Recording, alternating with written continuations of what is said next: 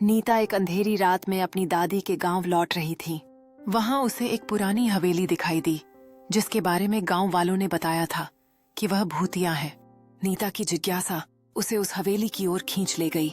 गांव के लोग कहते थे कि जो भी हवेली में जाता है लौट कर नहीं आता, लेकिन नीता को अपने हिम्मत पर भरोसा था।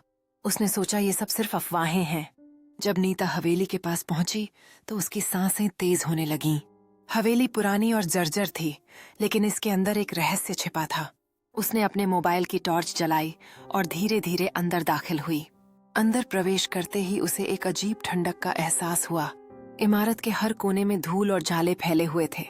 जैसे ही वह आगे बढ़ी, उसे एक पुराना पत्र मिला। पत्र को पढ़कर नीता को पता चला कि यह पत्र किसी साहसी खजाने के बारे में था जो इस हवेली में छिपा हुआ था। लेकिन पत्र में एक चेतावनी भी थी। खजाना पाने के लिए तुम्हें पहले प्रेत की चुनौती स्वीकार करनी होगी। नीता ने थोड़ा डरते हुए सोचा, क्या मैंने जरूरत से ज्यादा जिज्ञासा दिखाई? लेकिन उसका साहस धीरे धीरे उसे आगे बढ़ने के लिए प्रेरित कर रहा था। उसने पत्र के निर्देशों का पालन करना शुरू किया। जैसे ही उसने एक कमरे में कदम रखा, अचानक एक ठंडी हवा चली और वहां एक धुंधली आकृति प्रकट हुई। वह प्रेत था। प्रेत ने कहा, तुम्हारे दिल में साहस होना चाहिए। तुम्हें 3 सवालों के जवाब देने होंगे। यदि तुम सही जवाब देती हो तो खजाना तुम्हारा है। नीता ने गहरी सांस ली और पहले सवाल का सामना किया। सबसे बड़ा धन क्या है? नीता ने बिना सोचे समझे उत्तर दिया, ज्ञान। प्रेत ने मुस्कुराकर दूसरा सवाल पूछा, सच्चा प्यार क्या है? नीता ने उत्तर दिया, जो हमेशा हमारे साथ रहता है, चाहे कैसे भी हालात हों। अब केवल आखिरी सवाल बचा था। प्रेत ने पूछा, मृत्यु के बाद का जीवन क्या है? नीता ने सोचा, यह सवाल सबसे कठिन है, लेकिन मुझे जवाब देना होगा। उसने कहा, प्रतिभा और आत्मा की अमरता। प्रेत ने उसकी बातों को सुना और कहा, तुमने सही जवाब दिए हैं।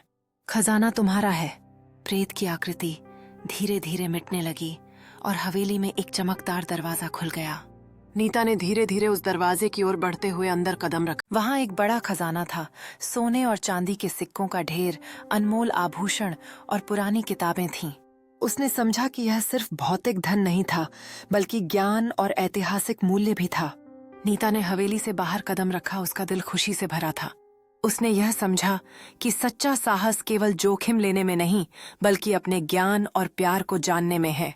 उसने गांव लौटकर सबको अपनी कहानी सुनाई और हवेली को न केवल एक भूतिया स्थान के रूप में, बल्कि एक ऐतिहासिक धरोहर के रूप में पहचान दिलाई।